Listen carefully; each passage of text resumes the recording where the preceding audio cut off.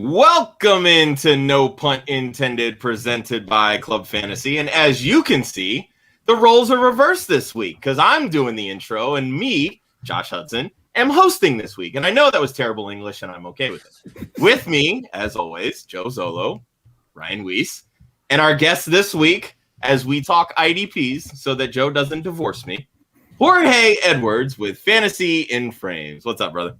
What is going on, gentlemen? I am pumped up to talk some IDP and just to be on the show with you guys.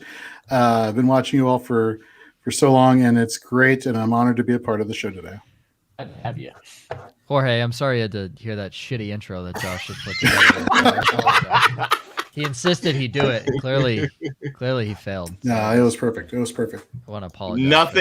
Not everything is perfect, Joe. Just deal with it. So, but anyway, stop. You fumble all the time too. Speak for yourself. Before we get into all of the individual defensive player knowledge that I know zero about, which is why I'm hosting and Joe is being the analyst this week, I do want to bring up just a tad bit of quick news that broke. I believe it was yesterday and official today. Yep. Guys, Blake Bortles is now in Green Bay. Woo! The GOAT is in Green Bay, and I'm not talking about Aaron Rodgers. Or Nathan Peterman. I'll be honest, I didn't even see it. So that's even more insane. So. Someone told me today at work, they're like, Blake Bortles signed with the Packers. I'm like, didn't they just bring in Chad Kelly and Kurt Benkert yesterday? Like, how many quarterbacks are they going to sign? All of them. They're playing the same game as Houston for a completely different reason. Yeah. They only have Rodgers and Jordan Love on the roster. So I know people want to make such a big deal about this, obviously, with Rodgers' contract situations and everything, but they need camp arms. Let's be real. Yeah. No, they do. I want to bring up Kurt Benkert should 100% get a chance because he's really good. I don't know why Atlanta. I like it. I like Kurt Benkert. I think he's very good. Better Louisville quarterback than Lamar Jackson when it comes to actually throwing the football. So no, he's not. Yeah, he is. Stand by that. He is. Joe has spoken. Better thrower. Oh, good God. Okay. Anyway, moving along. So now we're going to get into. Let's break down these position groups, guys. So, Jorge, I'm going to start with you. Obviously, every IDP league is different. That is one thing that I have come across in my brief experiences with IDP. What are you looking for at these individual positions, at defensive line, at linebacker, and defensive backs, when it comes to statistics, what the players themselves are putting up stats-wise, etc.? So that is a great question. Kind of loaded in a sense, because I think one of the big things that stop people from playing IDP is they just don't know the players. They focus so much on the offensive side of the ball.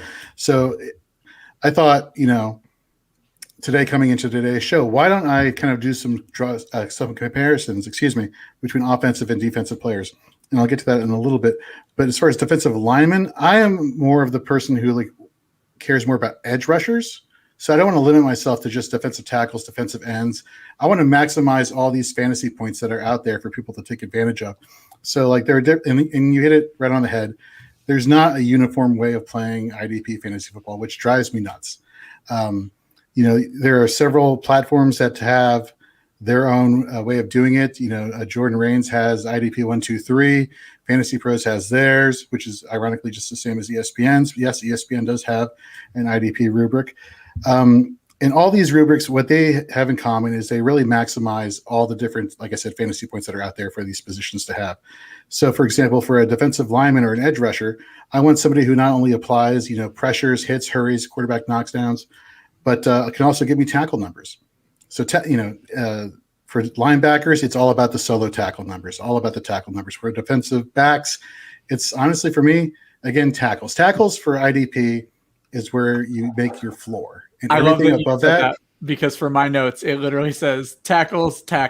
Guess what? Tackles. It's true. It's true. It's what builds your floor in IDP, and everything else is a bonus, to be honest with you. Tackles. Joe? Yeah, no, I mean, that's really what it is. Well, to me, like linebackers, sacks are bonuses for linebackers and DBs. It is what it is. Interceptions, bonuses for defensive backs.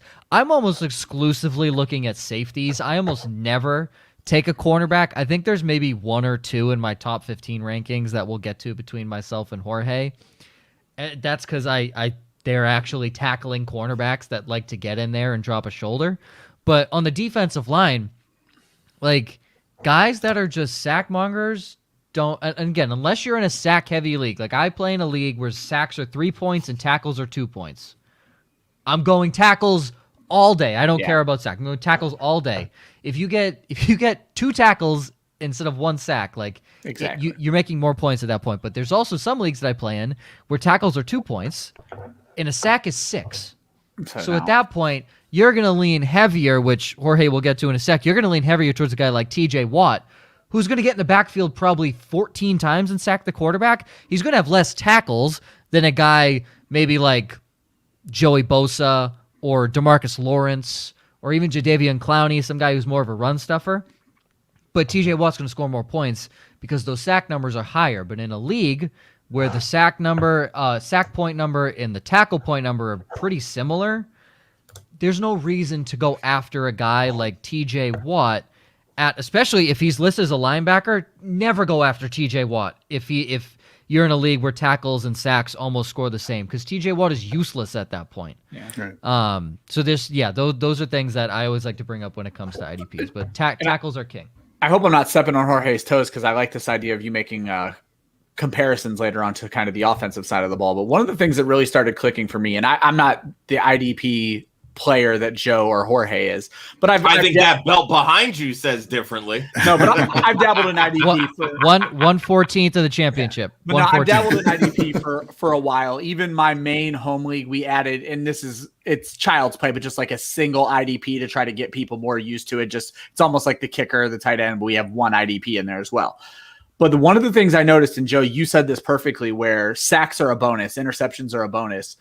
If you look how Jorge is probably going to describe later at offense versus defense, those numbers kind of line up to touchdowns for a running back, to where if you get 19 sacks, it's like getting 19 touchdowns for that running back. It's not an apples to apples comparison, but when you're comparing them against another similar guy, the touchdowns are going to make the difference. But it's also one of the hardest predictors as well, because you don't know that guy's going to repeat that number every year. So not to mention, like, it's what's the holy number that we all as fantasy football players care about? Fantasy points.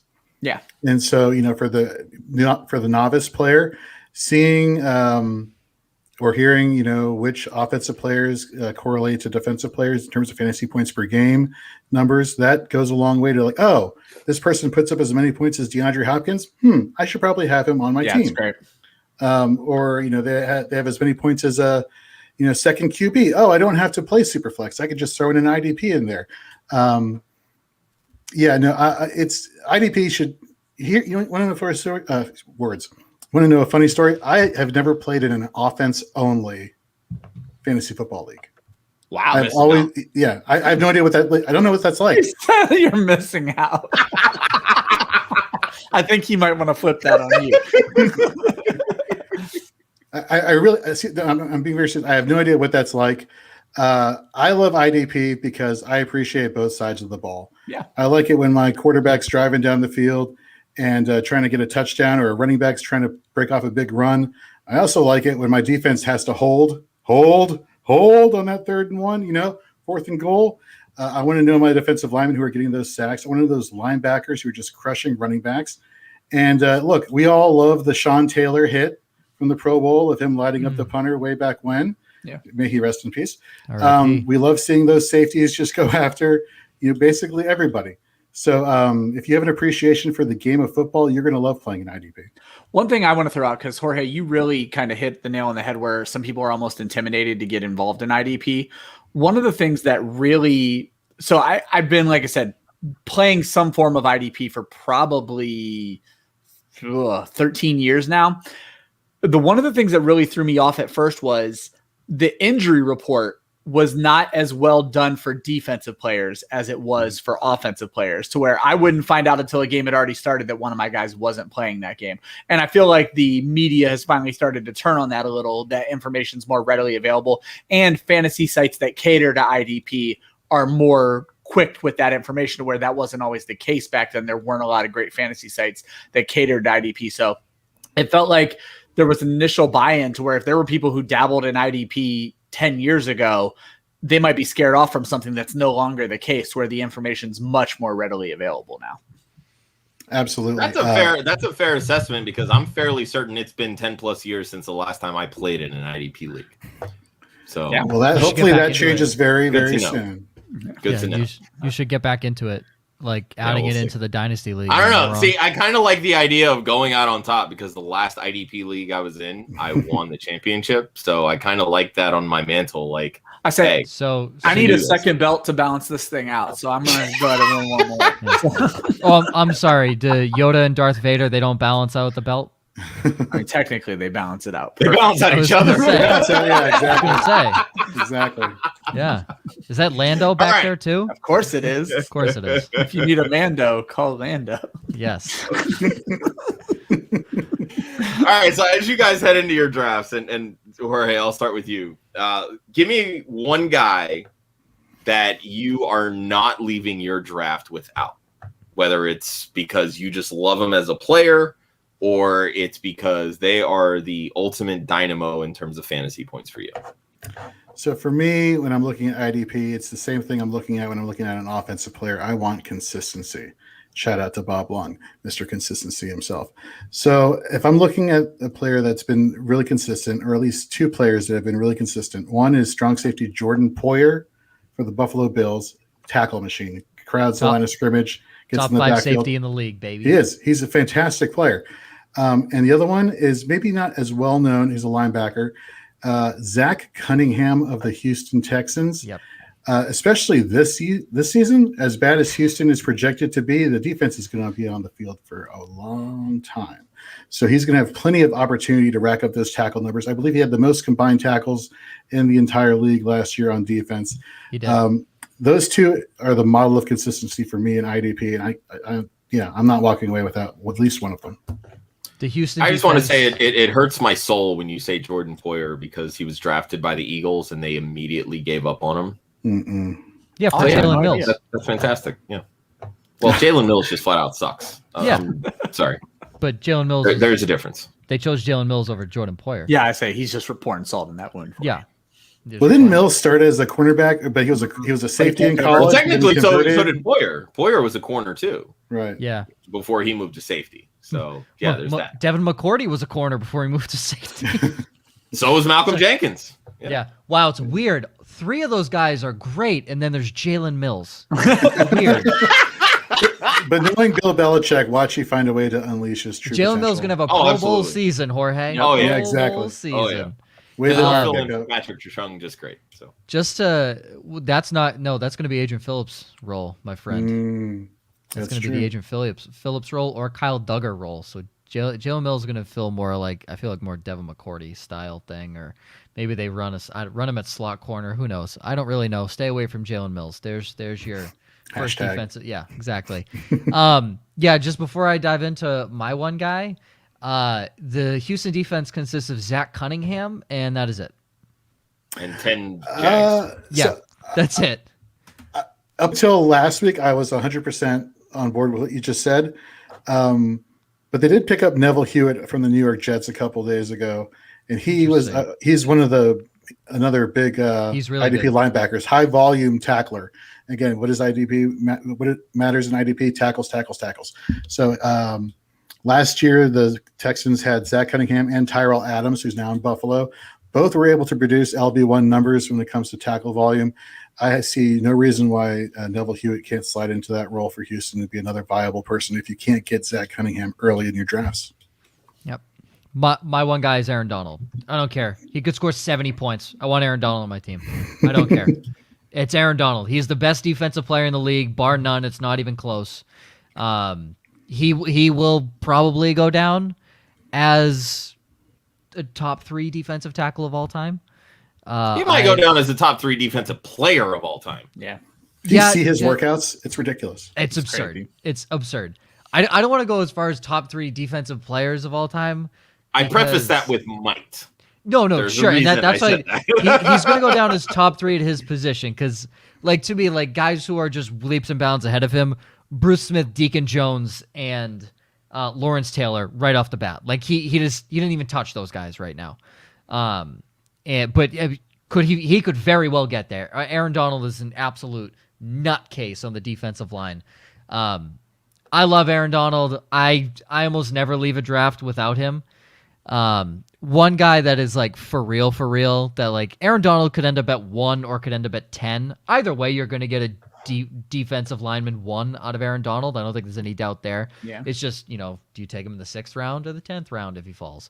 One guy that I don't want to leave a draft without is Devin White because, wow, what a freak he was in the playoffs. And the Super Bowl, the game-winning interception, I believe. God, yeah. He's so good. Yeah, Devin White, and he's learning from the best in Levante David, who, Jorge, you want to talk another model of consistency since he's been in the league. Levante David, when he plays a full season, is a top 10 linebacker every year. Like if you go back and look at it, he's a top 10 linebacker every single year. It's unbelievable. Both those linebackers are in my top 15. I mean, for a reason. These guys are fantastic. Well, I was going to say another guy bro. I would throw. I always want to walk away with Bobby Wagner just because I feel like he's always involved, but health has been an issue. And he's older. So, yeah. He's older. He's older. Health, yeah. And Jamal Adams is there.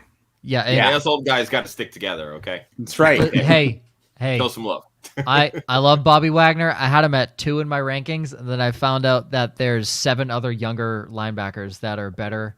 Oh, that's fair. and I just feel better on an IDP team if he's with me. I love Bobby Wagner. I had Bobby Wagner and Levante David last year.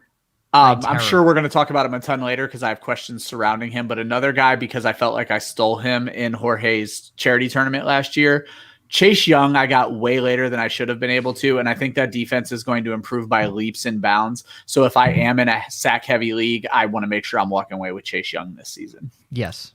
And you guys bring up a lot of points in just the main focal point here that I'm thinking of.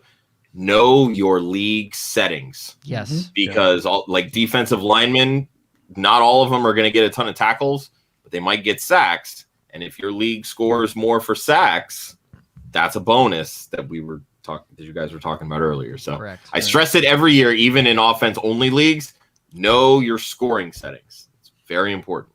Yeah. So I'm going to move on this question really quick before I pull up Dave's question from YouTube. But who's a guy that you're avoiding at all costs?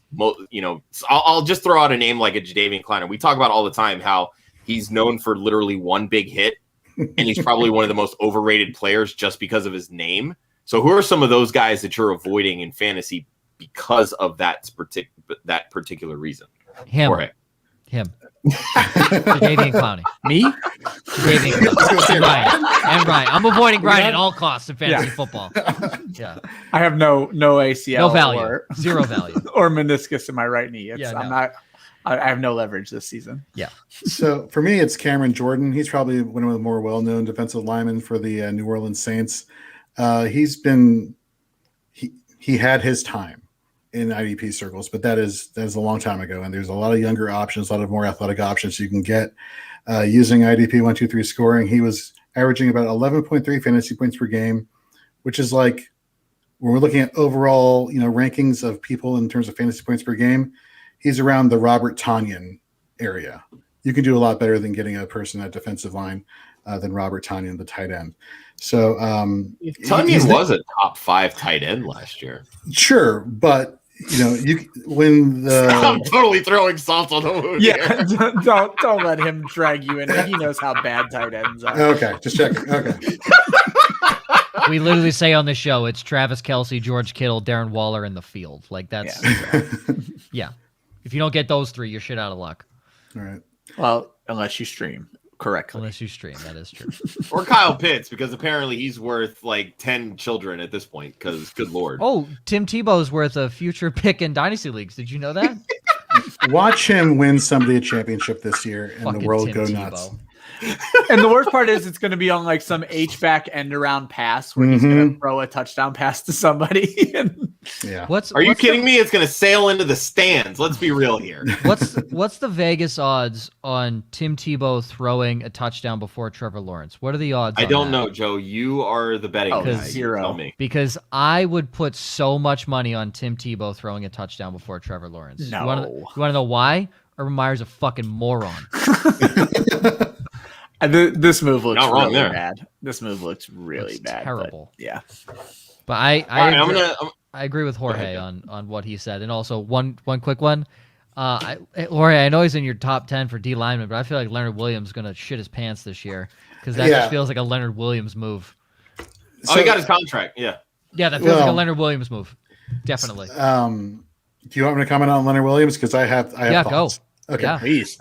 So I was doing this podcast, I want to say in January, and they were talking about Leonard Williams and his fantasy output and what can we expect from him next year. And I said, if he's on any other team but the Giants, I would not have him anywhere in my rankings. Like if I could just wipe him off the face of the earth, he would not be anywhere in a ranking that I put out there. But if he came back to the Giants, they're just going to be so bad. I'm sorry, New York fans. They're just going to be so bad. Terrible. He's going to get that opportunity. They found a way to unlock him last year, and yeah, maybe it's contract motivated. Who knows? But definitely the upside is there for him in New York as a Giant. Well, you bring up a very good point that I actually meant to ask earlier. When looking for specific players, is focusing on a bad offense where you know the defense is going to be on the field a ton for tackle machines, is that a viable strategy? Oh, absolutely. It's the same thing for on offense. You know, an offense that's going to be playing with a lot of garbage time.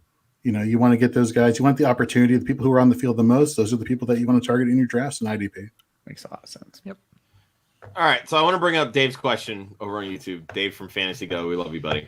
Are you better off drafting a stud corner like Stephon Gilmore and hope for a pick 6, or a mediocre corner that gets targeted a lot? Jorge. Oh, it's definitely the mediocre corner that gets targeted a lot. The Stephon Gilmore. So here's the thing. Just because a person is a good NFL defensive player does not mean they're going to be a good IDP fantasy football player. Yep. You want the person who's going to get the opportunity to swat the ball down, which are called passes defended, or get interceptions. And you want the person who's going to, and that's going to be the mediocre cornerback. So Gilmore, great for regular football, not great for IDP. Joe? Neither. Draft a safety, you idiot. Maybe he has to have a corner. Yes, to David. That was a good question, David. That was a good question. I love Dave. In my league, there were 2 cornerbacks inside the top 12. Every other one was a safety. If you can go without drafting a corner, please go without drafting a corner, except for like the one guy that I think I'm going to mention in my DB rankings. But like, yeah. I mean, for what Jorge said, you're better off getting a guy, mediocre guy. I'd rather a guy. I love Kevin King in IDP because he lets up so many catches, but he tackles them immediately. Kevin King sucks as an NFL DB, but he's going to get you 8 tackles a game because he allows 11 catches.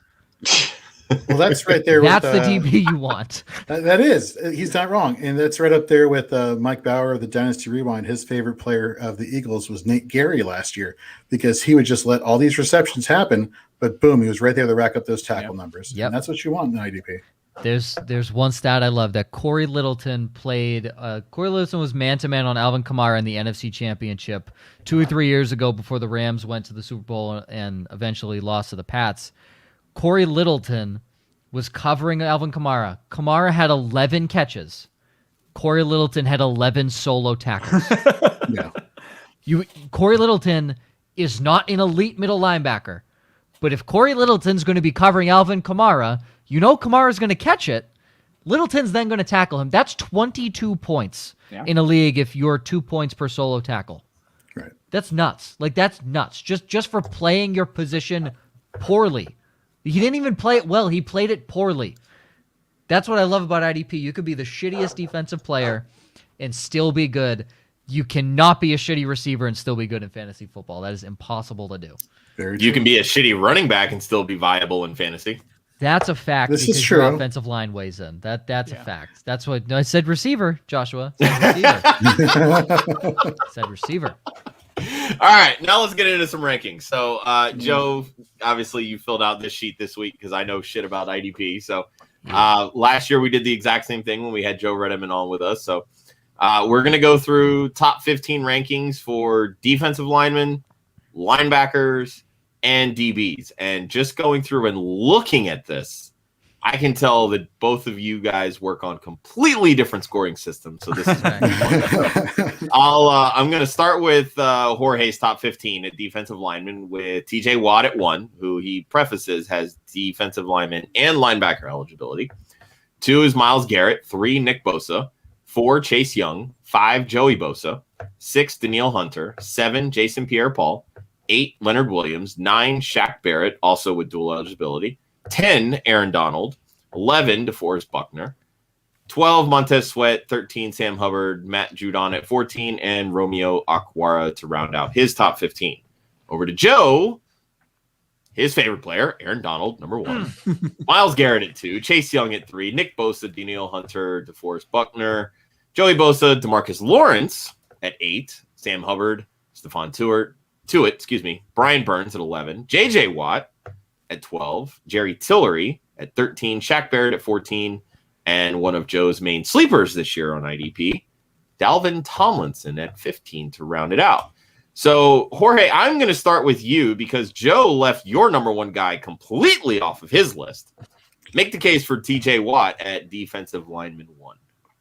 TJ Watt. So let's talk about, first of all, what are the common plays that are counted for IDP scoring. Okay, you got your solo tackles, you got your assisted tackles, you got your sacks, you got your interceptions. You also got something called passes defended, which is an overlooked stat in IDP, I believe. TJ Watt is great in coverage, yet he still gets targeted by opposing offenses, which is amazing that they haven't caught on, like maybe target the other linebacker in coverage. They don't, and he racks up your tackles that way, or he gets a lot of passes defended that way. He applies so many pressures to the opposing quarterback. It's, I think he's led the league in sacks the past couple of years, or at least has been in the top 2. For leagues that reward sacks more so than your regular tackle numbers, like if everything is like 2, 2, 2, 2, you're not putting TJ Watt anywhere in your top 10. But in a league where, for example, in IDP 1, 2, 3, where a sack is like 6 points, yes, I want people who get me these points. It's all about knowing your league settings. And so you had mentioned we were on different wavelengths as far as like who we're adding to this list. Since I run the 4-Eye Championships charity tournament, which is, that belt is looking beautiful, Ryan, over your shoulder right now. We're using IDP 1, 2, 3 scoring. So that's kind of like me being a little bit consistent with how I'm going to be reporting these rankings. So that's my argument for TJ Watt. He does everything, and you get a lot of points for that. So obviously there's no worry about Pittsburgh's offense maybe taking a step back because it's very well known their offensive line is trash. And I know he missed time last year. Is there any worry with Bud Dupree and some of the other losses they've suffered on defense that Watt could take a step back because defenses can kind of isolate him, or is that not a problem with a player like him? That's not going to be a problem whatsoever. There's so much depth on this Pittsburgh defense. Literally one person leaves, another person fills their spot. TJ Watt he makes his bread and butter rushing the passer. Okay. Everything else is a bonus with him. He gets those sack numbers. How like targets are a big thing for receiving options on offense? Pressures are the exact equivalent on defense. So maybe somebody doesn't always hit home on the number of pressures they apply. TJ Watt does, and he does a lot. Consistently. All right, real quick, because I've heard you mention this several times, the 1, 2, 3 scoring. Explain that really quick for people like me that are dumb fucks that don't play IDP. So Jordan Rains over at IDP Alarm. I'm actually sorry, I'm forgetting his IDP Army. IDP Army. Thank you very much. Sorry, Jordan, if you're listening. He created this scoring setting, or he's been pushing the hell out of it and marking the hell out of it. And it basically is a scoring setting where you get different fantasy points have different fantasy value. I'm trying to bring it up right now.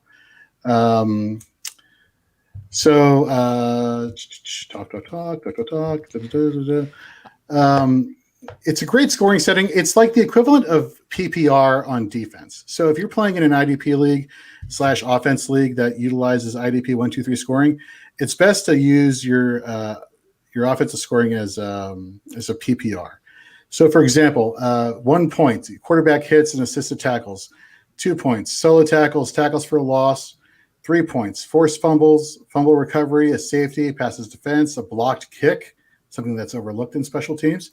And 6 points, a sack, interception, or a defensive touchdown. So this scoring setting really helps to maximize the value of an IDP player and all the different aspects that they can have on the field to create plays. Other scoring settings are not as bold as this, but at the end of the day, what do we love? We love numbers. Yep. We love high scoring games in fantasy football, and I think this scoring setting does a really good job of addressing a lot of concerns that a lot of people in IDP scoring have. So, Joe, I'll let you kind of rebuttal here since you left TJ Watt completely off of your list. I don't play in a league where TJ Watt is a defensive lineman. So, well, you left him off your linebacker list too. Yeah, because you want to know where TJ Watt finished in the league at where he's a linebacker? Linebacker 44. Are we drafting a linebacker 44? No, nope. We're not drafting a linebacker 44 because he's dog shit. Like, TJ Watt is one of the best edge rushers in the league. That doesn't make him a good linebacker in fantasy football. Now, see, I live on fantasy data, like the website fantasy data. I don't live off of fantasy data, though I kind of do. And TJ Watt totaled out to the linebacker 2 on their scoring, but I'm not going to pretend I have any idea what their scoring is. So I just find that interesting that he's. So what Jorge said is TJ Watt makes his living off sacks. He's been top 2, if not number 1 in the league in sacks the past 2 or 3 years. If your sack numbers are big and TJ Watt is defensive line eligible, go get TJ Watt. I don't play in a league where TJ Watt is defensive line eligible. Yeah. One of the keys, and I shared this, I think, either off the air, I think it was off the air last week. One of the keys for me with the 4-Eyed Championship was, and you got to be careful, and Jorge, you'll probably speak to this, or Joe, but ADP for IDP guys, average draft position for IDP guys, is all out of whack. Yeah, it was crazy. It's all out of whack. Where I immediately went in and looked for guys with dual eligibility so I could start a linebacker at defensive line every week. And I put every one of them in my queue so that I knew where they were at all times. And if I started seeing them go, I knew I could go in and grab. So like Shaq Barrett was dual eligibility. I think Shaq Thompson from Carolina was dual eligibility. He shouldn't be. He may have not. I may be wrong about that one. There was a kid in Green Bay who's good who had dual eligibility. Zadarius Smith. So I made sure I took all of those guys. Number 1, I wanted to be able to start them at defensive line. But number 2, I didn't want anyone else in the league to figure out what I was doing. So my only true defensive lineman that I drafted was Chase Young. Every other one of them was a linebacker with dual eligibility. And just to back up, the league that I'm referring to is 1 for assisted tackles, 2 for tackles, 3 for sacks. So again, TJ Watt is not getting a lot for sacks. Yeah, that makes a lot of sense. But if he was defensive lineman eligible, he would have been the defensive lineman 1. He would have blown everyone out of the water. Like, he would have beaten the next eligible defensive lineman by 15 points. Like that's a week or two's worth. Actually, that's 1.5 weeks worth of DeForest Buckner, who was the defensive lineman 1 in this league, his average points per game. That's 1.5 weeks worth of DeForest Buckner's work. And just to give you an idea, in IDP 1, 2, 3 scoring, where TJ Watt would rank compared to an offensive player, think Derrick Henry. This guy in IDP 1, 2, 3 scoring was averaging 20.5 fantasy points per game. Whew. Okay. Do you want a Derrick Henry equivalent on your defensive side of the ball? Yes, you do. So in IDP 1, 2, 3 scoring, TJ Watt, lock him up. Well, it makes a lot more sense when you were comparing him to the lineman from the Saints, where you Cameron Jordan. You said to avoid him because he's only averaging 7 or 12 points per game. 11.3. Yeah. So he's half of what you're getting from TJ Watt in that scoring system. Right. Yeah. So real quick, because Joe, you have Aaron Donald at 1, and Jorge, you have him at 10. Where's the discrepancy in the scoring for you then with someone like Aaron Donald, who has won Defensive Player of the Year 3 of the past 4 years? So I typically don't target in my top 15 players that primarily play at defensive tackle. I think they're kind of limited in terms of what they're able to do on the field. That being said, Aaron Donald has been split out as a defensive end, more so, especially last year. I think that's the most he's played at defensive end over the course of his career. Look, he's a freak athlete. He can break through like triple teams and still get to the quarterback and get you sacks. But I think for somebody like a defensive tackle, you can't really bank on that. You want to make sure you pick IDP players that can do a lot for you, and not are just limited to hopefully they break through, their blocks and get to the quarterback. And you mentioned like pressures and QB hits, or more, you said pressures, but are a way of like looking at targets. Right. Are there stats out there where they're trying to compare pressures to how many sacks they got on the season, where there's a conversion rate, sort of like a catch rate sort of thing, or anything like that? Yeah, it's called fantasyandframes.com, where we do a lot of analysis. Thank you for the soft shameless plug. Thank you. I love it. But yes, there are sites that go out there. Here's my little diatribe on statistical sites, first of all, and I'm sorry for getting off topic a little bit.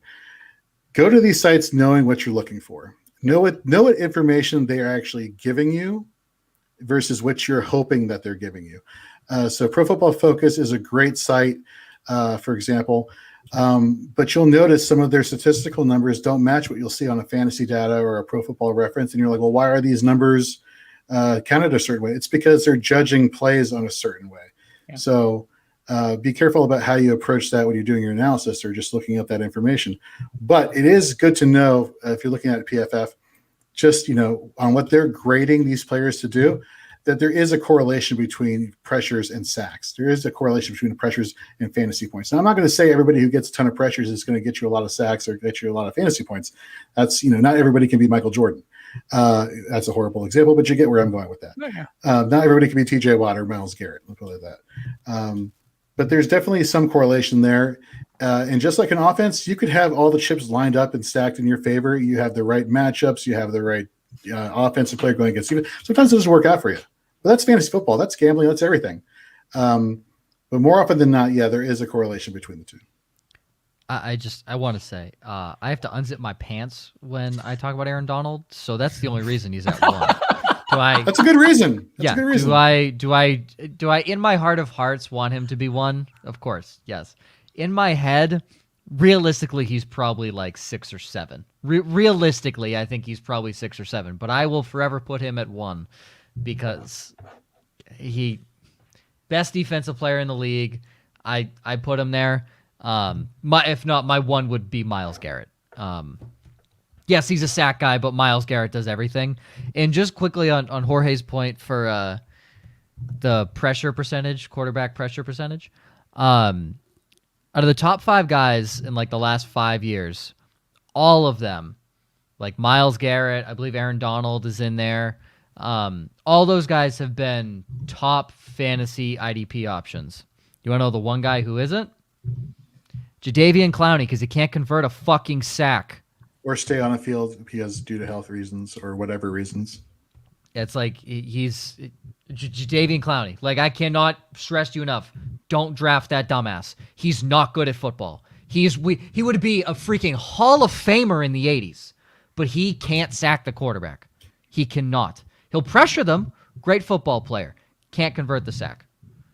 So I'm going to offer you a quick solution to your problem, Joe. Switch from pants to sweatpants, and you won't have to unzip. Well, I just came home from work. Just to give you an equivalent there for Aaron Donald, think Miles Sanders averaging 14.1 fantasy points per game on your line in your lineup. Yeah, it's not going to be pretty, but he's going to get you the points. Yes, it's Miles Sanders. And just quick before we move to linebackers, Dalvin Tomlinson. Probably no one listening, unless you're a Giants fan, knows who this person is. He signed with the Vikings. Go back and look at Linval Joseph when he was 27 and 28 with the Vikings.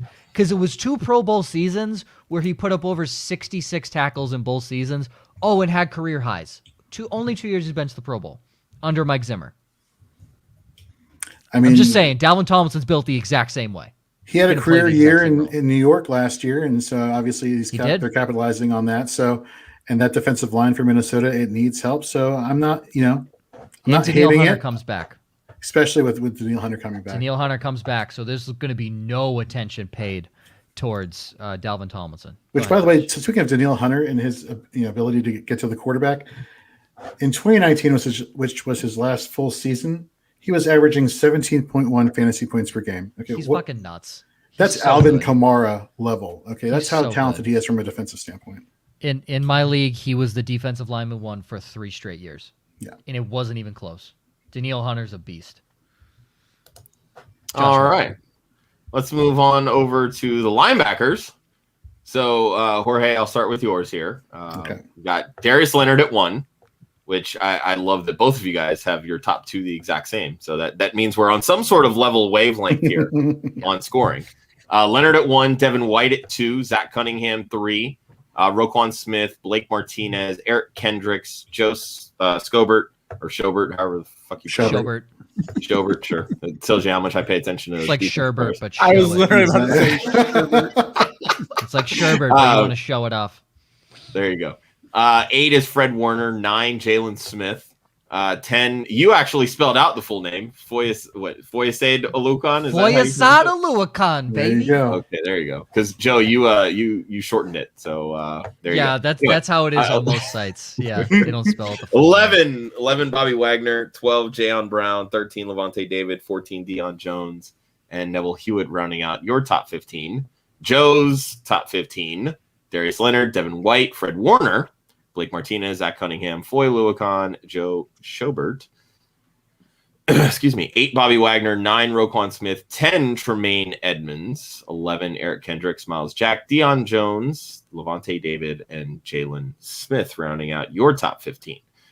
Not a ton of discrepancies, really. I mean, I'll start with Foy Oluokun only because, Joe, you hyped him up a lot last year. Yeah. And I see him both in your guys' top 10. So, Joe, I'll start with you on this one. What do you love about Foy Oluokun? He does play for the Falcons, correct? Correct. Okay. See, look at that. I know a little bit. Good job. Congratulations. You've done the bare minimum. I said we did it. Job. Hey, there you go. You didn't We add did it. team names here, so I'm shooting. I'm just like shooting at the hip, you know? It's like passing high school with a 1.7 GPA. Did you do it? Yes. I'll give him more credit than that. That's a 2.0 at least. Come on. It's a 2. All right, fine. Fine. You passed high school with a 2.0 GPA. Congratulations. I got a C-, damn it. You got a D- in art class to fill your last elective. Like, congratulations. Well, let's be a little bit more nice. A school that doesn't count pluses and minuses, just a solid C. Just a solid C. All right, fine. But I want to be so damn right about Oluokun because I called it in like week 3 of last year before not a single living soul knew about his name. Yeah, you encouraged Faith to sign him, and it helped her to a 3rd place finish. Yeah, but hey. But hey, Ryan, it helped her win like 3 games because he scored like 20 plus points in those 3 games where like she needed it. He can do everything. Like he's only gonna get. He's super young too. He's only gonna get better. A guy who can fill the gap, and I'm probably after Fred Warner could be the best pass coverage linebacker here, especially in zone. Like, he's really good. Fred Warner is nutty. Like, he's fantastic at pass coverage. But of the guys on this list, Foy Oluokun's really good. And keep in mind, this is the same style of defense that was run with Devondre Campbell, who was a fantastic defensive linebacker. And again, Oluokun's playing beside Deion Jones. It was Deion Jones and Devondre Campbell. Now it's Deion Jones and Foyesade Oluokun. I think Oluokun is fantastic. I think 6 is very bold, but I can easily see him getting that because he was healthy all last season, whereas Deion Jones can't stay healthy, which is, I think, why Jorge and I have him low. Like, Deion Jones' skill should put him in the top 5 alone. He's that good. Absolutely. If he plays now 17 games, right, he can't. He's going to play 10. But in those 10 games, he's gonna absolutely destroy in those 10 games. But I love Oluokun. I want to be so damn right on this guy.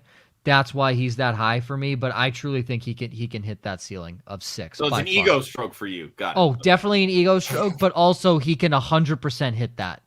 I would not be surprised if he hits top 5. Like I think he has that skill.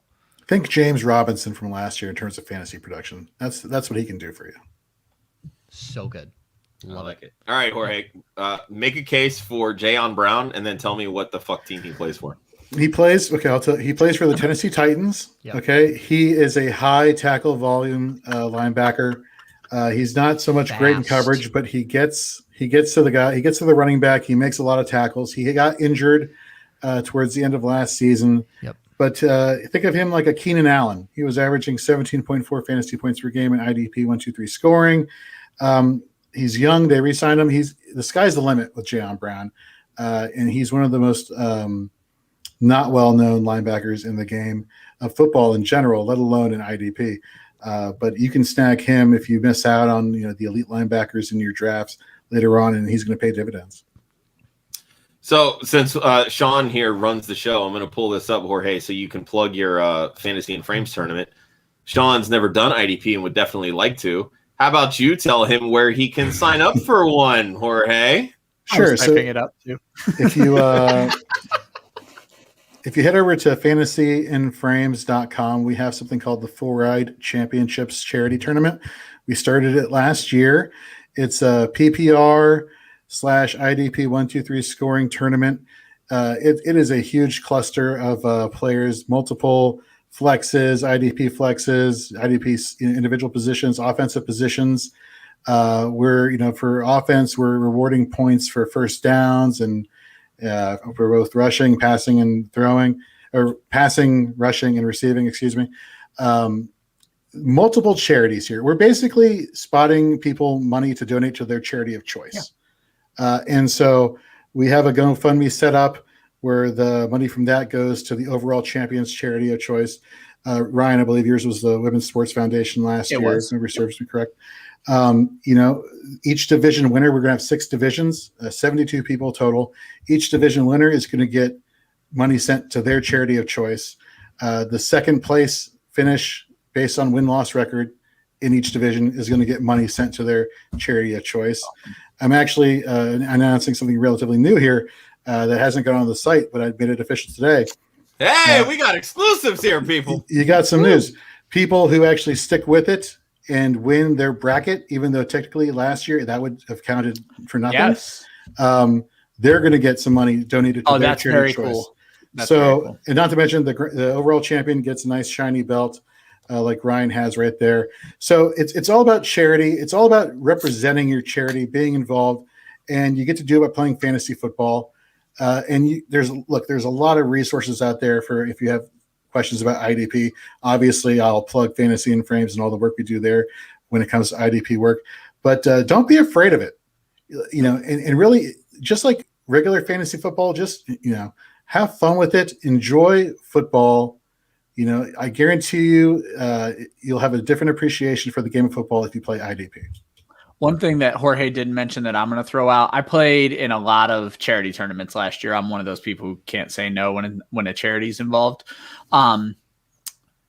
No offense to any other tournament out there. The camaraderie that was built in the group chats of the divisions was better than any charity tournament I have ever played in. So I got to know people I didn't know previously.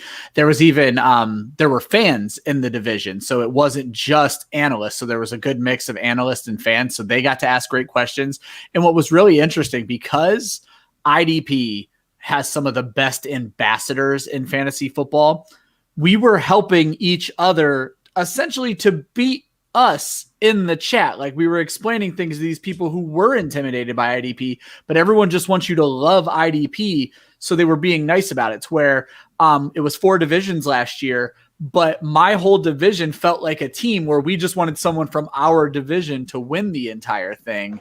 And so we were helping each other in the chat, even during the draft. Like, yes, you wanted to win and you weren't straight up giving your players away, but you're like, this is the kind of things you want to look for. And it was such a really cool just event, literally from draft until championship. And even to the championship, the people who were quote unquote bitter about me beating them were rooting me on to win the championship. And Jorge, that was a really cool idea you had, because last year, after the certain like regular season, Jorge takes over the tournament. It's not really done on the app anymore because he's combining the divisions. So I actually came in 3rd, I think, in my real division, but I won the whole thing because of how everything shook out, where I was actually in a different tournament that I was in. So it's very cool that you're making what's happening on the app still matter as well. So. Yeah, we got a lot of complaints about that. Like, so this doesn't count. This doesn't count. And we want it all to count. We want all this. We want all these charities to get their due. Last year, COVID, swept the world. The pandemic took over. And of course, there are a lot of people out there who are suffering, and people who are still suffering now. and that's why we're doing it again this year. And we hope that you join the 4-Ed Championships. The sign up link is on the 4-Ed Championships page over at fantasyandframes.com. Just have fun with it. And like Ryan said, like we have 6 divisions this year. The camaraderie you build, it's going to be part analyst, part fan, all people who love fantasy football. And don't be afraid to ask questions. We're all there together. I believe you were part of the Tina Belcher division. I was. Yeah. Hashtag Tina's. Exactly. Aaron Pags ran that up last year. He did. He did a great job. So again, like on Twitter, people will be like, "Oh, we're Team Tina," yada yada yada. It's a lot of fun. And now back to regularly scheduled programming. Here's the defensive back rankings from the both of you guys, and I'll start with Jorge. It's interesting to see both of you guys have the same top 3, just in completely different orders. Jorge, Jamal Adams at 1, Budda Baker, Jeremy Chin, Jordan Poyer at 4, John Johnson III at 5, Jabril Peppers, Justin Simmons, Darnell Savage, Justin Reed, Kevin Byard at 10, Jesse Bates at 11, Chuck Clark at 12, 13, Landon Collins, Jonathan Abram, and Tracy Walker to round out your top 15. Over on Joe's side, his love affair with Budda Baker knows no bounds. Yeah, I think Joe contractually obligated to have a number 1 next to Budda Baker's name. So. Yeah, exactly. Jeremy Chin at 2, Jamal Adams at 3, Jesse Bates at 4, Justin Simmons, John Johnson, Jordan Poyer, Keanu Neil, Cameron Curl at 9, Minka Fitzpatrick at 10, Adrian Phillips, Kevin Byard, AJ Terrell, however you want to pronounce it, Landon Collins at 14, and Antoine Winfield Jr. rounding out the top 15. So, Jorge, I'll start with you because Joe has him at 3. Why is Jamal Adams your number 1? Last year, he was number 1 this is in 12 games played. Okay. He was number 1 in the NFL in tackles for a loss, which means he gets to the running back when the running back gets the ball. He was number 1 in quarterback hits with 16. The next highest total was 9 in 12 games played. He averaged an IDP 1-2-3 scoring 20.6 fantasy points per game. He is going to be the face, if not already, of the Seattle Seahawks defense. We were talking about Bobby Wagner earlier. I personally see you'll notice that there was a trend last year that when Jamal Adams and Bobby Wagner were on the field, Wagner's numbers actually dipped in terms of tackle production. Why? Because Jamal Adams was getting into the backfield, stopping the play before he even started. So as long as Jamal Adams can stay healthy, he is definitely worthy of a DB1 consideration. Rebuttal, Joe, because I know you like Adams but don't love Adams. Budda Bay. It's not even close. Like Jamal Adams is a great in the box safety. He will take your head off if you try and challenge him, or take his own head off by trying to stick it and stop a running back in the hole. Thank you, Ryan. I think you understood the joke there, but no one gets the joke from last year. He just stuck his head in the hole and didn't even try and tackle the running back. Oh God, none of you pay attention to defense. I hate it. But I mean, I'm sure Budda Baker's been doing sprints this offseason to outrun DK Metcalf this year, so he'll be fine. But Budda Baker does everything. He'll be in the box. He'll take your head off like Jamal Adams, but he can also cover. And he has hands, and he'll do everything. And he is he almost scores touchdowns. He almost scores touchdowns.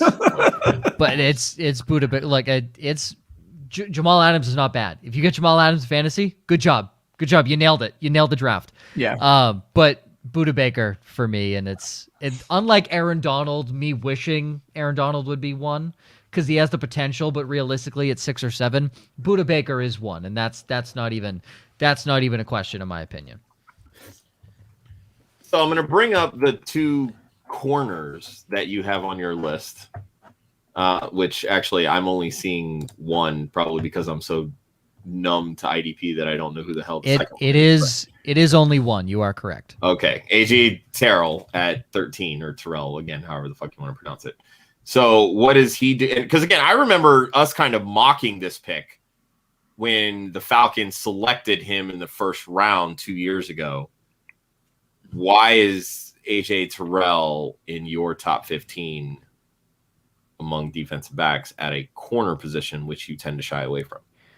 What do we say is king in IDP? Yeah, tackles.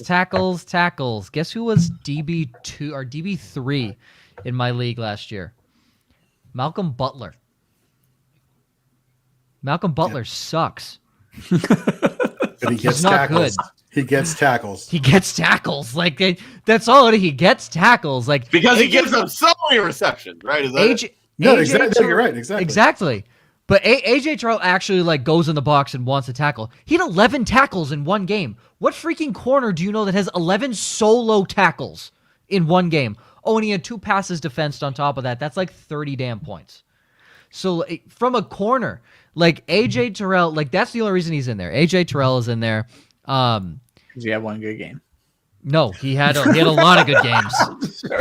He took me. Him and Cameron Curl took me to an IDP only league championship. Him and Cameron Curl, 2 rookies. Cameron Curl, I think undrafted or a 7th round pick. By the way, you probably no one in your league knows who Cameron Curl is. But as a Washington fan, you better believe I am fully aware. Yeah, say Jorge knows exactly. Okay, if you have a Washington football team fan in your league, they know who Cameron Curl is. If you don't, just wait till the last round because no one knows who Cameron Curl is. I have a rebuttal for Joe. So number one, he actually had 13 solo tackles against the Chargers. Oh, my bad. Sorry. But to answer your question, Casey Hayward had 12 in a game. And Shaquille Griffin had 11 in a game. So those, and Jason Verrett. So those are the corners who can get 11 solo tackles in a game, Joe. It's not just AJ Terrell. Yeah, but they're terrible. I know. I just wanted to argue with you. I don't know what I'm doing here. No, I love AJ Terrell, and it's probably bold to put him at 13, but he doesn't just tackle. He is a ball hawk too. I believe he intercepted Patrick Mahomes. So doing something right if you can intercept Patrick Mahomes in Arrowhead nonetheless. So, but yeah, and I think this is consistent across. I don't even think Jorge has one cornerback. Like I said, you're drafting safeties. Like you're avoiding cornerbacks, you're drafting safeties. True. I will say, for the longest time, strong safety had been the safety of choice, but you are seeing more and more free safeties now who can do more with the ball, similar to the edge rushers like a TJ Watt who can get in coverage. Your guy, Buda Baker, he played a lot of time in free safety because he can do everything. One of the safeties, Jesse Bates is another one. Yes, exactly. Tracy Walker played some time at free safety. He had a foot injury last year, didn't really do that well. Fully expecting him to come back and bounce back. 2 years ago, he was a top 5 DB in fantasy point scoring. So going back to Cameron Curl for a second, though, if you're in Dynasty and you're starting an IDP draft, get him now.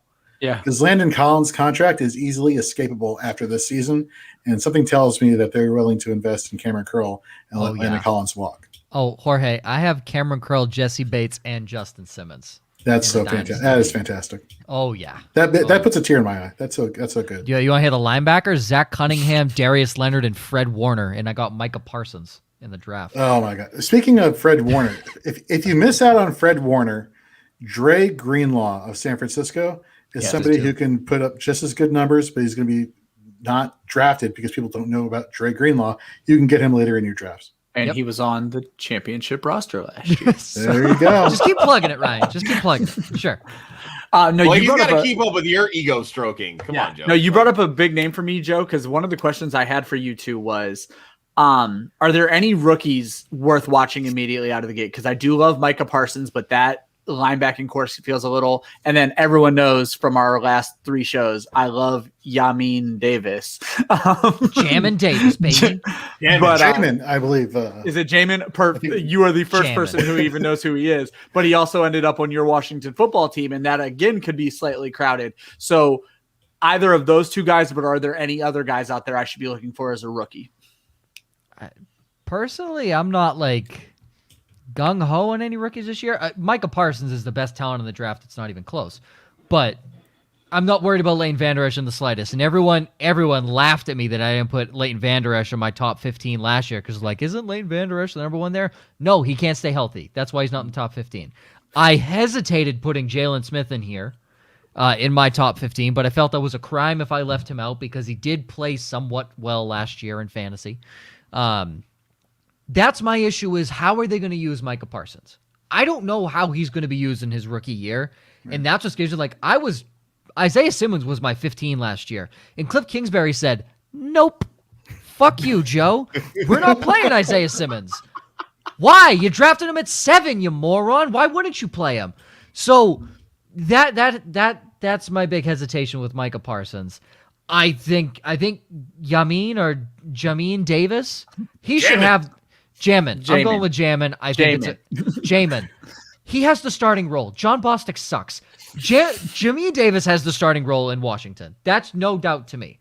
And I had John Bostic in my starting lineup a few times last year, so I think Davis should have a solid role there, but I'm not like racing to get Davis personally. I mean, if you want a guy that could potentially rake in sacks, I like Josh's guy Gregory Rousseau just because he's built like the Statue of Liberty, and I feel that's just an advantage. I think it's that simple. He's 6'7", and he looks like a receiver. It's absurd. It is utterly absurd how he's built. But I'm not racing for any rookies this year. It's not like Chase Young last year where it was like, yeah, okay, dude's a stud. You need Chase Young. I'm going to slightly disagree by fully disagreeing. That's fine.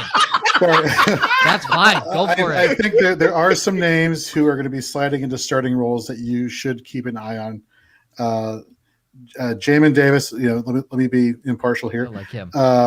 Currently, he's slated to be outside linebacker with Bostic still remaining inside, even though in his collegiate career Davis played a lot of inside linebacker. He's really good in coverage, though. So you have Cole Holcomb, Jamin Davis on the outside, and John Bostic on the inside as the depth chart currently is now. If he does slide inside as middle linebacker, that's fantastic. You want middle linebackers in your IDP league. Another guy, we talked about Micah Parsons. Currently, according to ourlads.com, he's slated as the starting middle linebacker ahead of Leighton Vander Esch. Vander Esch is the backup. I don't doubt that. That. And there's talk of even using him as an edge rusher, filling in that Alden Smith role last year. So keep an eye on that dynamic playmaker in the making. I think he can pay dividends. Jeremiah Owusu-Karamoah, weak side linebacker for the Browns. This guy slid in the draft at 52. Apparently there was like some heart issue, but that wasn't a heart issue. Yeah. This guy plays sideline to sideline. He can get you those passes defensed. He can get you those tackle numbers. He can get you interceptions. He can do it all. I was so mad when Philly passed on him. I was irate. Philly did the wrong thing. That Browns defense is going to be fierce. That was an absolute steal for Cleveland. Holy crap, that defense is going to be good this year. Yeah.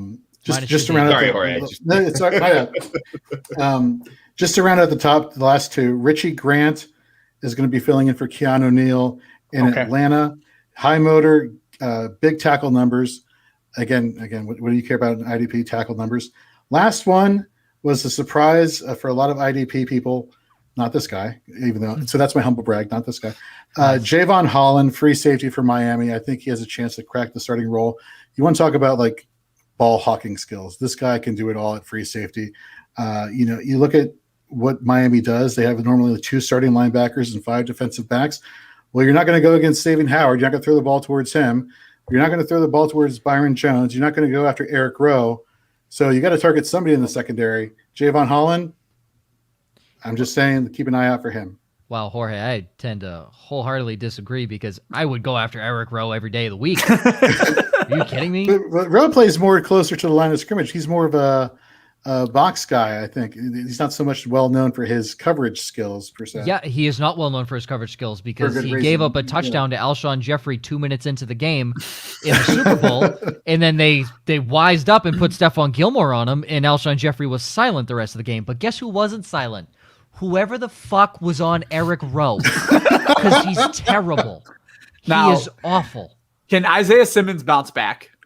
Oh, easily. Okay. Yeah. Well, we just heard the news today that they're shopping Jordan Hicks now, and Zaven Collins is now going to be middle linebacker there. If they get rid of Jordan Hicks, Isaiah Simmons plays a huge role. I think he plays a big role anyway. I think Cliff Kingsbury's a moron and was slowly easing him in. But Isaiah Simmons should be good this year. If you're in a deep league, like if you have multiple linebacker starting positions, Isaiah Simmons is a great bench guy because there's going to be games where he probably has a great matchup and you can play him in those games. And Jorge, a guy you brought up quickly that is, you said Richie Grant was taking over for Keanu Neil, correct? Yeah. supposedly with his new defense. Yes. Sure. Keanu Neil is now in Dallas. I didn't know this until I was actually looking at rankings.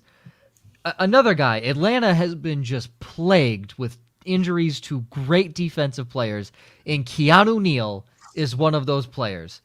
I don't know why I think Dallas is the freaking solution, because it's never a solution for anybody. But Keanu Neal's only 25.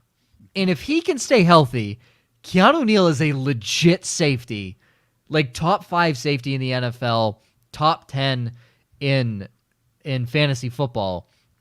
He's probably going to slide in a lot of leagues just because of his health, unless you have an Atlanta Falcons fan who may just take him as a homer pick because, he was great in Atlanta. But he's probably going to slide. If you can get Keanu Neal as a backup safety to a guy like Jesse Bates, Jeremy Chin, I mean, you're loaded at that point. Well, not to mention, keep in mind too. Yeah, I was literally about to say the same thing, Jorge. Go ahead. Keep in mind that he's also reuniting with Dan Quinn in Dallas as well. Yep. That's a good point. I didn't even think of that when I put him in my and rankings. Playing behind a linebacking corp that we all just said is fantastic, which is going to free him up quite a bit. So. Yeah, the one puzzling move as well, like they still have DeMarcus Lawrence.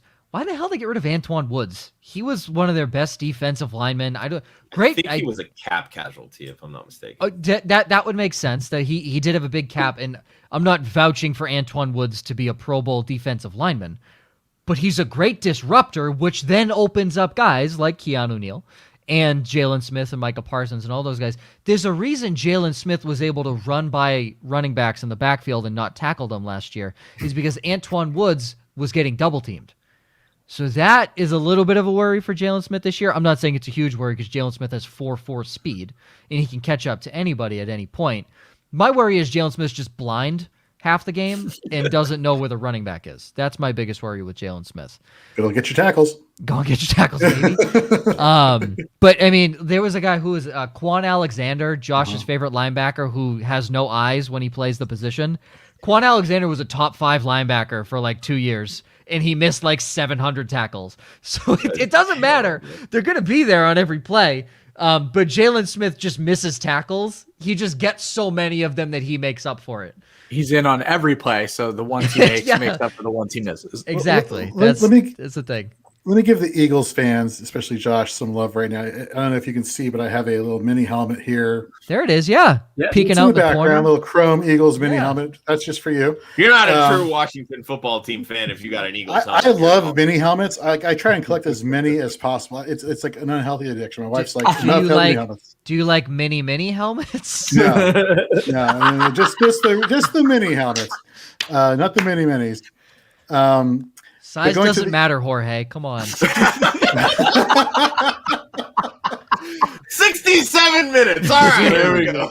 Carry on. Alex Singleton, linebacker for the Eagles. He's good. He's pretty good. They just signed in free agency Eric Wilson, who I was praying would come to Washington. He's good in coverage. He's also good at playing inside as well. Both could be some really good I'm trying to say waiver wire additions or streaming options for you this season.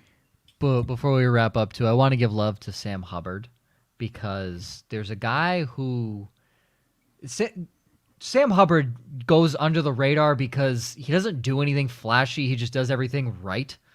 And there's a guy who's signed with the Bengals, I believe, who's now going to play opposite him, who is going to take away a lot of attention from Sam Hubbard, and that's Trey Hendrickson. Oh, yeah. Trey Hendrickson is really good, plays with no gloves, so you know he's a badass.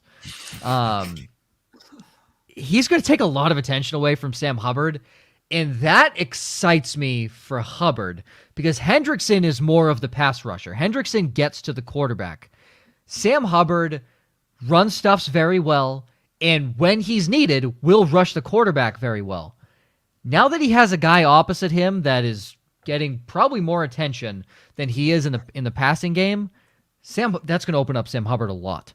And Sam Hubbard's not going to get any double teams, or he's not going to get all the looks on his side. The running back chip is going to come on Trey Hendrickson's side. It's not going to come on Sam Hubbard's side. So that's going to free up Hubbard to probably get close to 12 sacks this year. And with that extra, I keep forgetting there's an extra game. He may get 13.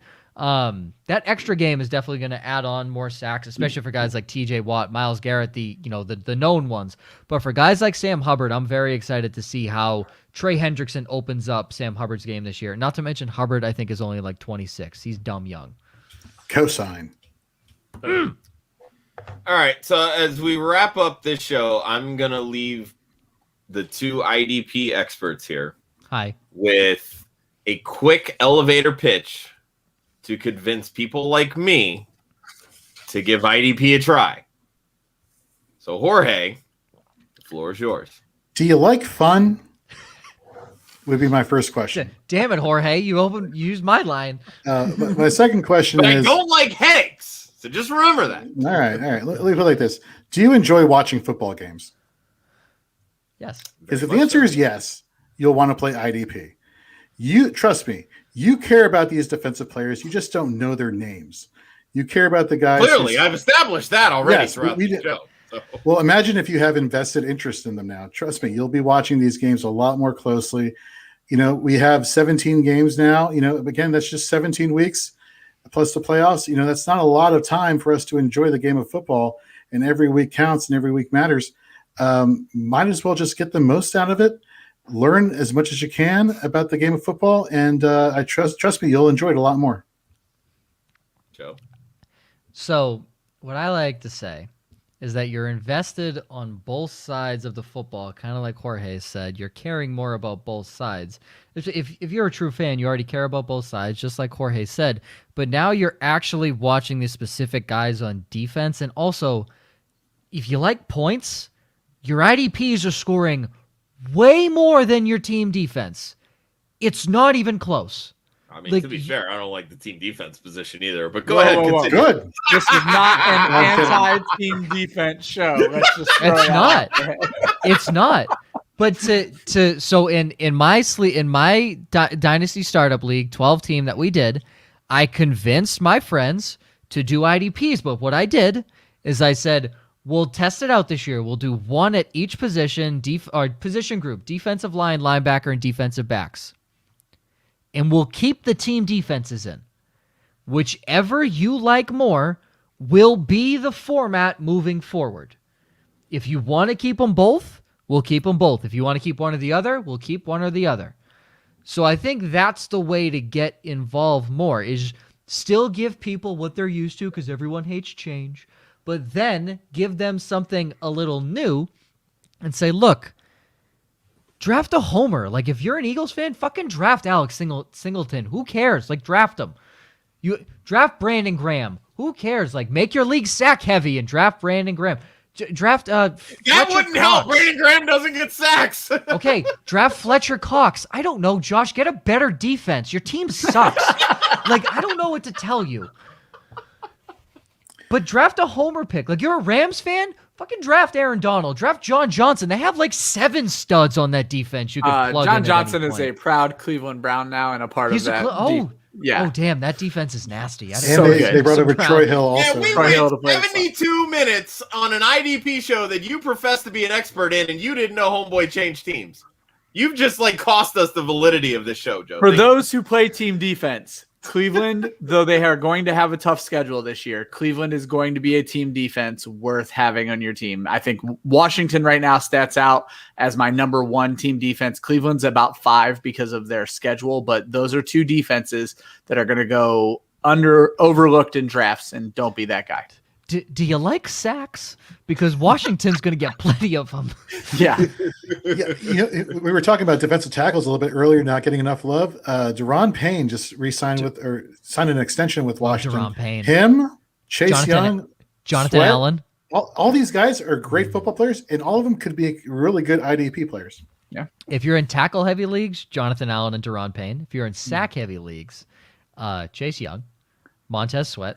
Mm-hmm. Throw Ryan Kerrigan in. Why not? He's a first-round pick. They have 5 first-round picks on that defensive line. Not to mention, they just got a first-round linebacker this year. Jamin Davis. So, and they have the best 7th-round safety ever to live in existence in Karen Crow. So, yeah, that defense is sick. Yeah. They're nasty. Ryan, if you have anything else to add before I pseudo wrap this up, by all means. Nope. I'm just going to, when Jorge pitches the tournament, I'm just going to cover my face up with the belt so you guys can see what you're aiming for to finish second place. So I'll have belt number 2. So very nice. Well, I'm not 100% sure that you guys have convinced me, but you've definitely convinced our buddy Sean, who just recently signed up for the 4-Ed Championship. Congrats, Sean. Come get third place behind me and Ryan, specifically Ryan, because he's going to be in second. And with that, our now second annual IDP show is concluded. So, Joe, as we do every week, I will throw it over to you to close out the show with your closing notes. Thank God he said annual. I was going to let it happen again next year. I appreciate it. Yeah. As Ryan, I think, is laughing. That's how I keep you on board, man. I gotta, I gotta keep everybody that helps me out with Club Fantasy. I gotta give them something to look forward to. I don't look forward to any of this. It's a chore. It's all a chore. All right, Jorge, one last time before I do my spiel that isn't even written, so I'm just going to go off memory here. I don't even know what the hell's happening next week. Jorge, where can everyone find you, and where can everyone sign up for the tournament? So you can find me at Jorge B. Edwards on Twitter. I'd much rather you follow Fantasy in Frames on Twitter, and you can head over to fantasyinframes.com.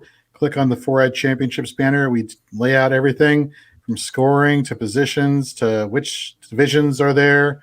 I think you'll like the division names we have set up this year. So head over there, register. Look, lots of charities, lots of money going their way. All you got to do is just play fantasy football to help these charities out. Heck yeah. Also, sorry, G, Josh didn't feature your first comment of I love you. I wasn't running the stream today.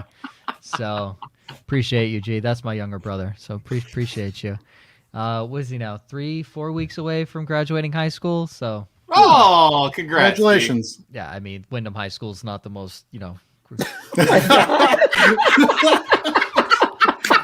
Still congrats. Gee, I love you, but you know this. I say this to your face. It's Wyndham High School and you did online learning. Like, yeah. Oh, man. Not the greatest education in the world. Used to be. Not the greatest education in the world. I went to high school there. I could shit on it. Okay. Or next week, week, I guess, at that point. I'm going to shit on it because it only got worse and worse from freshman to senior year. It only got worse. Loved my teachers that I had. Let me be honest. They all left. So they're not there anymore. Next week, actually for the next 3 weeks, I'm gone. So congratulations. You don't have to deal with my ass for the next 3 weeks. Bye, bitch. Bye. Rude. I have a couple of mock games that I have to prepare for, and then I have our third official game of the season for the team I work for, the Bismarck Larks.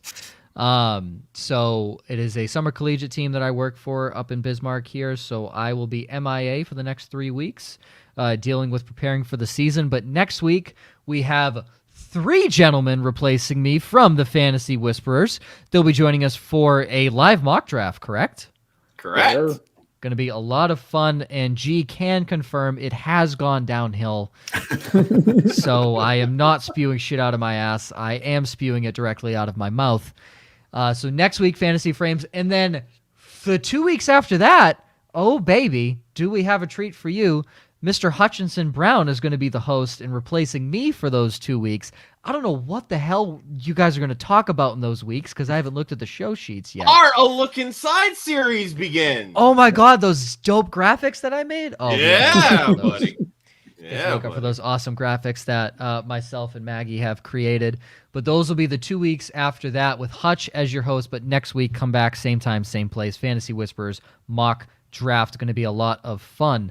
For the One Hudsonian, the Fantasy 5 and his 4-eyed 2020 championship belt, Jorge B. Edwards on Twitter and at Fantasy in Frames on Twitter. For myself at Joe_Zolo, you can follow Club Fantasy on Facebook, Twitter, and Instagram at Club Fantasy FFL. The URL is clubfantasyffl.com. If you're not already subscribed on YouTube, go subscribe, youtube.com/clubfantasyffl. And also, the latest episode of the Speakeasy just dropped yesterday, and it was with Victoria from Ball Blast Football, and you should totally go watch it because she has gone from being the shyest person in front of the camera to being a ball-ass bitch in front of the camera. So That's what she is now. Linda did an awesome job. They hate the thumbnail. I didn't choose it. I just uploaded it. Linda's eyes are closed, and Victoria's doing she's got the Truly in hand. It's going on brand to a T. I was going to say, why is she mad? That's the epitome of Linda. Victoria's suing us, so please just go watch it so we can get enough ad revenue to pay off Victoria so that she won't sue us. Thank you for joining. Next week, Fantasy Whispers mock draft. I will be back June 9th, I think is the date of that Wednesday. That's the next time you will see me, but I'll also be live with the Fantasy Whispers.